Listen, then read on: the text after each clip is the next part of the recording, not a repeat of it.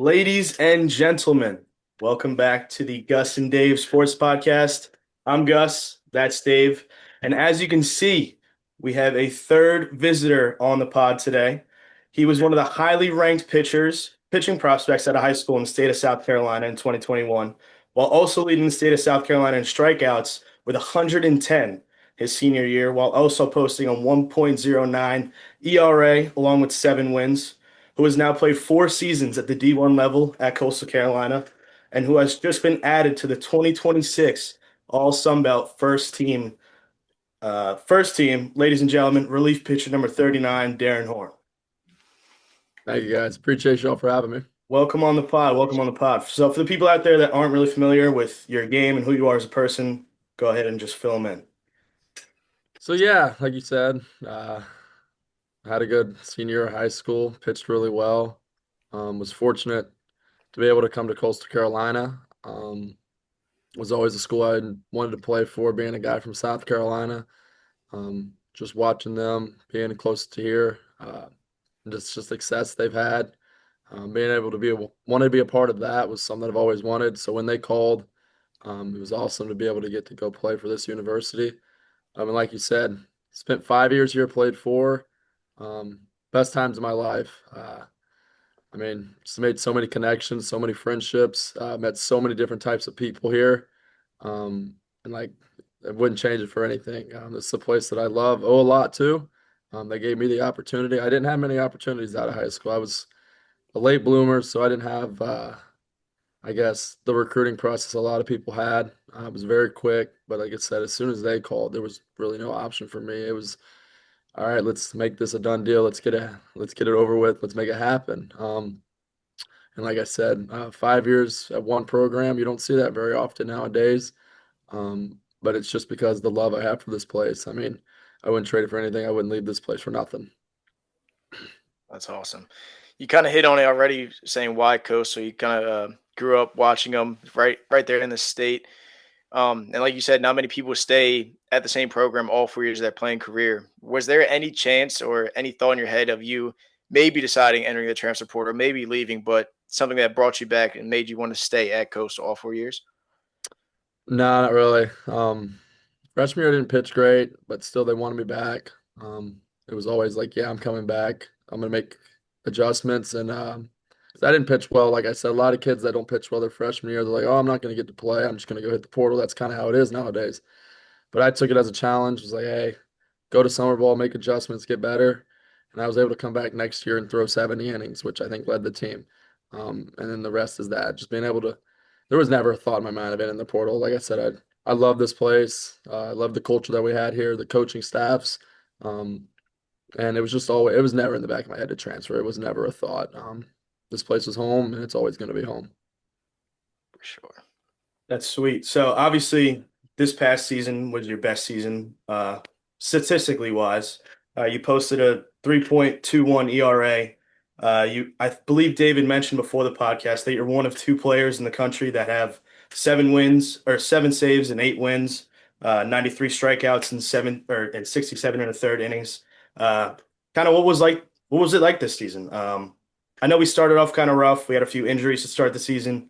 Then we started to heat back up, but then this last half of the season, unfortunately, we got booted pretty early compared to last season, of course. But yeah, what was the season like for you, mentally, physically? Yeah, so definitely going into the season, with all the injuries we had, I knew as an older guy I was gonna have to take a step forward. When you lose guys like Fluky and Hayden and Dom and Ryan Lynch, it's tough because those are guys that had a lot of experience, had a lot of innings, and were going to be some dudes for us this year. And I knew as being one of the older guys, one of the few older guys, because we had a lot of young guys, freshmen that had never had experience playing college baseball. I knew I was going to have to take initiative and take that step forward and cover a lot of those innings that those other guys were going to have. Um, so that's where I was with the mindset thing, just knowing, hey, this is my 5th year of college. Like, I got to take the step forward. I can't, I'll have to have these freshmen do it. I've got to be the guy that's got to do it. And like you said, it worked out. I was able to take the step forward and help this staff this year. And it's not also just on the field, like pitching. I was able to help these younger guys, just be able to help push them, make them the pitchers that they need to be. The coaching staff did the same thing. Um, but a team's only as good as the players can like you can't coaches can say things, but players have to lead players a lot. So being a guy, like I said, that's older, had to help these younger guys, these freshmen that were there. Um, but yeah, we had a great year. Obviously, you said got off to a slow start, and then we kind of found our stride in the middle of the year, and then obviously towards the end of the year we kind of fell apart a little bit. But I think that just comes down to I think injuries played a big aspect of it. You lose a lot of guys, you burn out a lot of arms.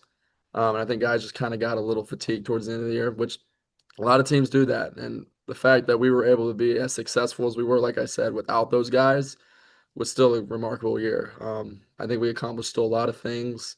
Um, and it was a good season overall for us, though. Definitely. Speaking highly of you, Matt Williams, pitching coach, he spoke very highly of you. I was reading articles that he was saying, um, obviously the staff, they loved you, they loved having you. And they mentioned one in the articles where you'd be like laughing, talking with the players in the bullpen, hear your name get called, and then you would flip a switch. What kind of what mindset would you go into? What would you have to do mentally to prepare yourself to once you heard your name to go from joking with your teammates to being absolutely locked in the bullpen, ready to run out there? Yeah, so I'm a guy, I find it hard to lock in for such a long time. I don't think that's good as a player. You can't be locked in 24/7. Then it's hard to keep focused for that long. So I'm a guy that tries to keep it laid back, relaxed, enjoy myself. And then as soon as it's time to go into compete mode, that it's just an automatic. Like there's no thinking. I don't really have to think about it. It just happens. Um, and that way, when I lock in, it's like quick thing I do, and I'm locked in for the entire time I'm on the mound. Like if I try to lock in an hour before the game and stay locked in, it's just not gonna like it's impossible. I don't care what anyone says. You can't be locked in for that long, at the highest level at least. So like I said, I enjoy myself in the bullpen, have a good time. But as soon as I hear that my name get called through that walkie-talkie, it's a a switch in the mind. Your job now is to go out there and compete at the highest level and help your team win. Um, so that's kind of where I'm at with that. I feel like in baseball we see a lot of superstitions or pregame rituals. Excuse me. Did you have any of that going forward for your games or Not really.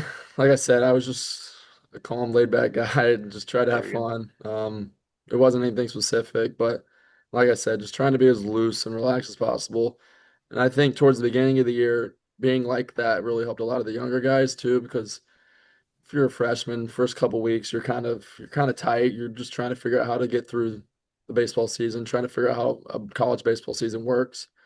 So being able to be the guy that's kind of, like I said, a little looser, calm, laid back, kind of helped those guys and rubbed off all those guys where they were able to be like, okay, this guy's been in college for 4 or 5 years now. He's doing that.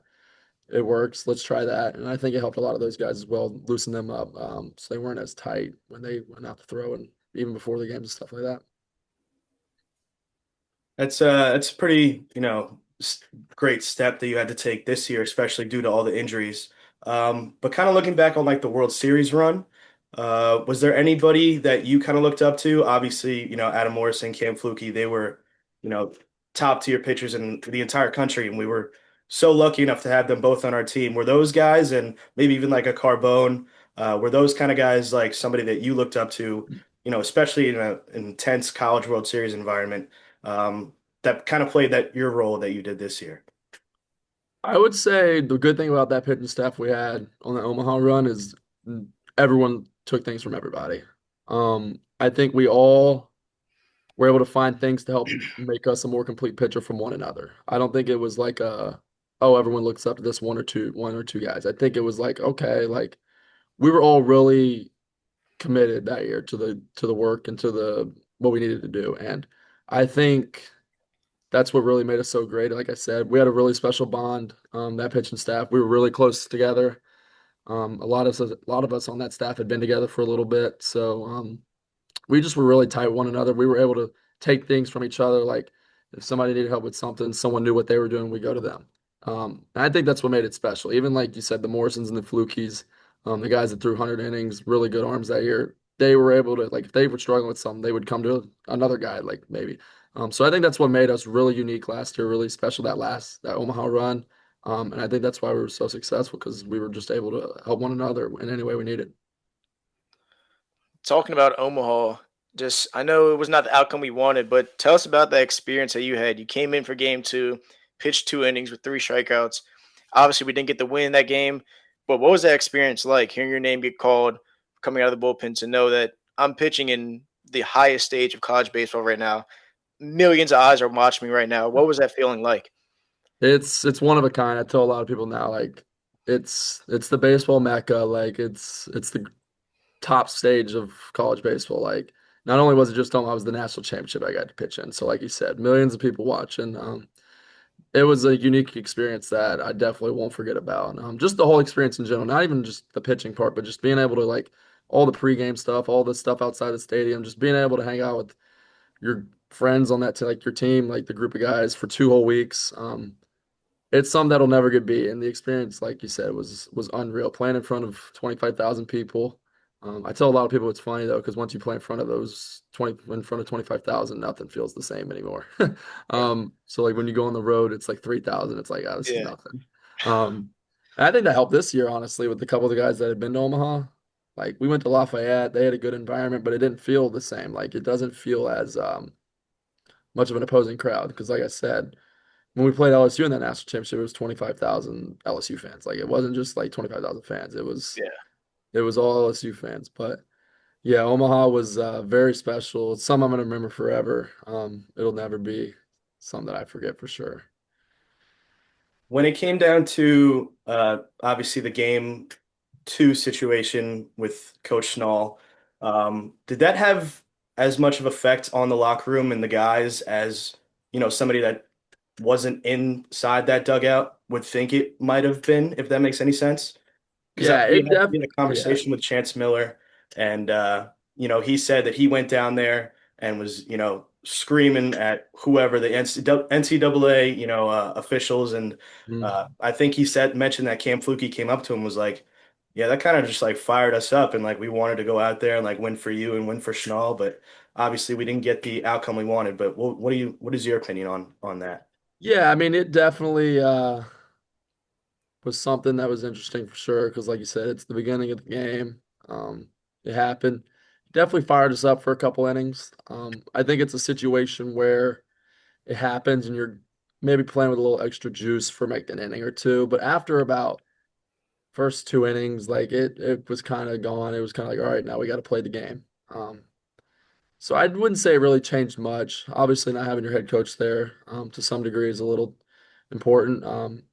But I don't think it was a reasoning like we lost or anything or anything like that. I mean, the mood still felt the same. Like I said, maybe for like an inning or two, it's like, all right, he's gone. Everyone's a little fired up, a little extra talkative, stuff like that. But I wouldn't say it changed too much. You still got to go out there and play the game no matter who's in the dugout. So um, that's kind of how I felt with it.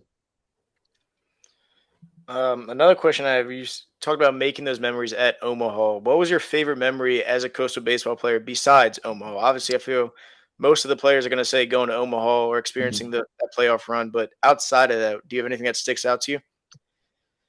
I would say hosting. Uh, 2 times while I was here. Obviously, my sophomore year, and then that year we went to Omaha. But just hosting, being able to play in front of that crowd was fun, special.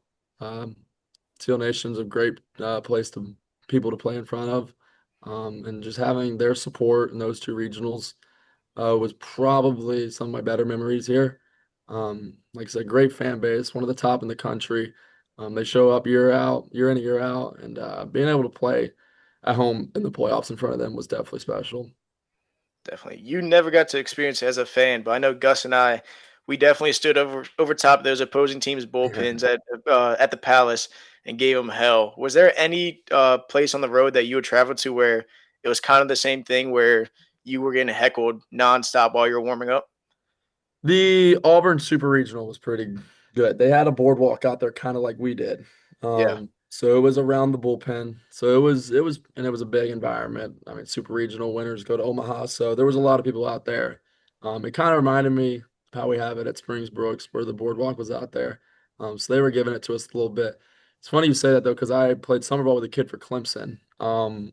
And he was telling me about the bullpen. He's like, dude, that's the toughest place to warm up. Like, he's like, I play in the ACC. Like, we go to a lot of big places, a lot of cool places. And he's like, that's one of the worst. said it's tough because they're like above you. Like it'd be different if they Yeah, were eye level with you. He's like, but they're on top of you, so it makes it even worse. But it's definitely like it's definitely helps. Like we're in the bullpen on our side, and you just hear the ball hit the mat, and then you just hear 45 people, 50 people screaming, and we're like, oh, there it goes. yeah. So it definitely affects the opposing team, and it's definitely a home field advantage for sure.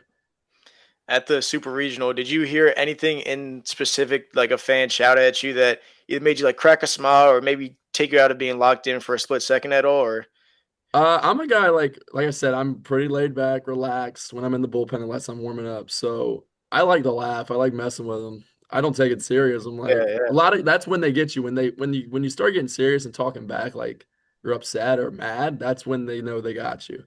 So I'm just like, it's funny, sure, yeah, whatever. I yeah. start laughing. I'll talk to some of them because then Okay, they're like, all right, it's not working on him, so like, why even sure. try? And they just start Yeah, talking to you. It's usually when you start talking back or like showing emotions when they get on you a little bit more. Which our guys, we're taught we're not going to do that. Like we're just gonna yeah, be locked in on the game or like I said, enjoy ourselves, be relaxed, and not let them affect us in any way. for sure. Is there one guy from either any of the rosters that you've been on while you've been at Coastal that kind of stands out as like, one of the funniest guys like in the clubhouse or even in the dugout or even if like it was one of the baseball managers that just Oh like always would, make you yeah, laugh we or we there's we had a cracks in bunch of the game. characters in my time here. I could say from this past year's team, Jackson Smollett's is a trip. He's a character. He's hilarious. I would say from the Omaha team last year, I don't think it was one. I think we just, like I said, we were really close. Like all of us, like we could crack jokes with one another. Like it was a good time. Like, but I would say from last year's team, Smollett's is definitely up there. He's just, he's a character. He's naturally funny. Like when you got guys that are naturally funny and they're like not trying to be funny, that's when it's really funny. So Okay. he just naturally comes like he's a funny guy. He's a good guy to hang around. He's actually living with me right now because he's staying down here working out. So being around him, getting to kind of like live with him makes it even better because then you understand where it's coming from because you only see him at the field when he doesn't live with you. Now I live with him. So it's like even funnier because it's just like I experience it all day now. But Yeah, nah, he's a good kid too. But yeah, I would say him for sure. that's sweet. Do you so what are your plans for post grad? Are we connecting with any teams? Are we connecting with any yeah, teams in general? What are we looking at? Yeah, so I'm down here working out still, doing my stuff that I need to do. I head out to Minnesota on July 6th. I'm working out for the Twins before the draft, so I'll be heading up to Minneapolis. Um, and then just waiting to see what happens on the day of the draft or post draft for a signing. I feel confident as a pitcher. Like I'm feeling like confident good enough to be able to play at professional level. It's just now a waiting game, which is the hardest part. Just sitting around, just doing my work and waiting for that day to come. And if I get the opportunity, I'm gonna make the most of it. That's sweet. Yeah. That's sweet. So I also have to ask you, me and Dave, obviously going to Coastal for the past 4 years.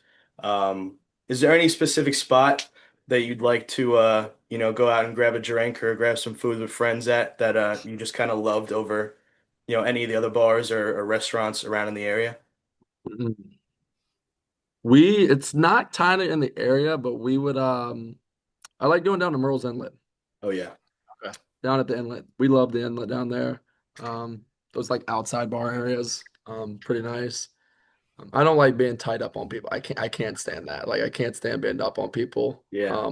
So there, like you can be outside, you can kind of relax. I like that more of a kind of a vibe, being relaxed kind of thing, rather than, like I said, being on top of 50 other people. Yeah, But we Totally. like the inlet's nice. Like I said, especially at night, get the breeze off the water. It's a nice area for sure.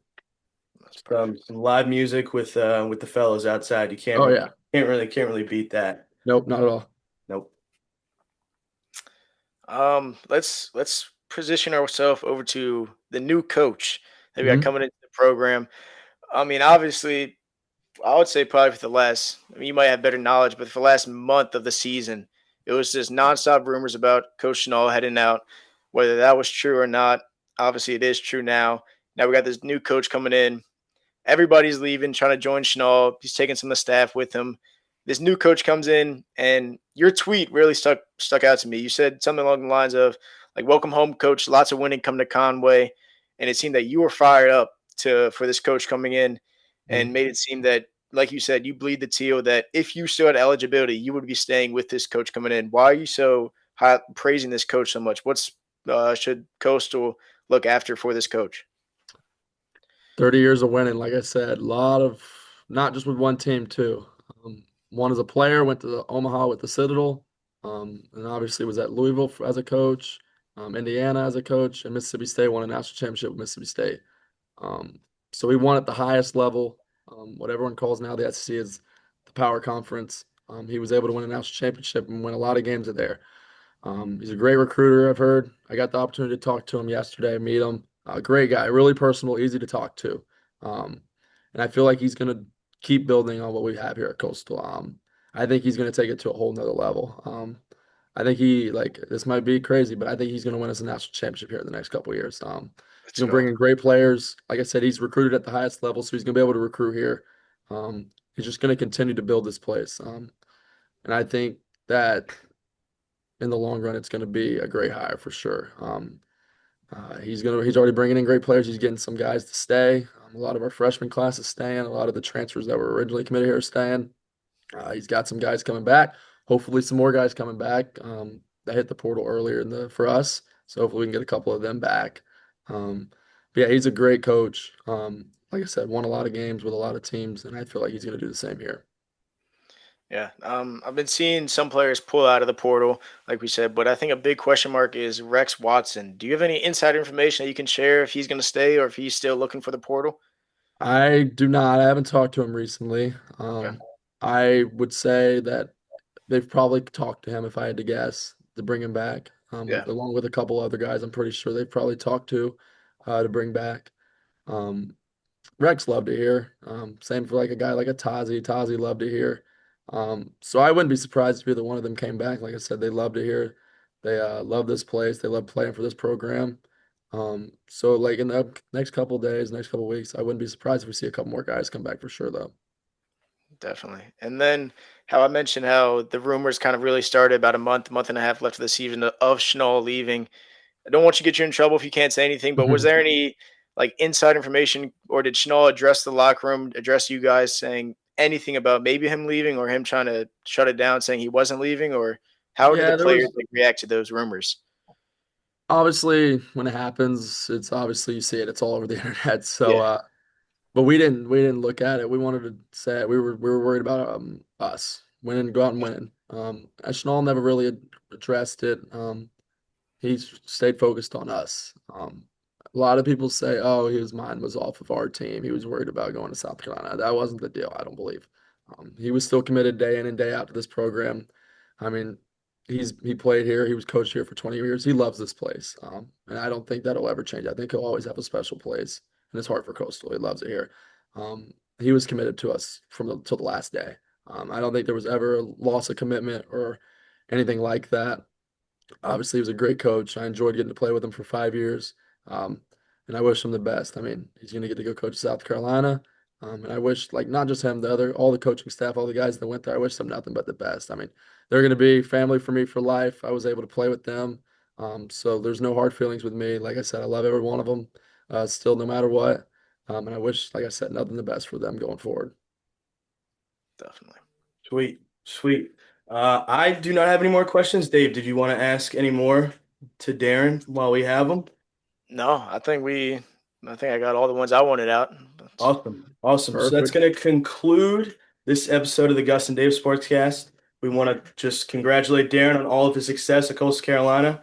Wishing you the best with this draft coming up. And I believe that's it. So thank you guys for watching once again. And we shall see you next week.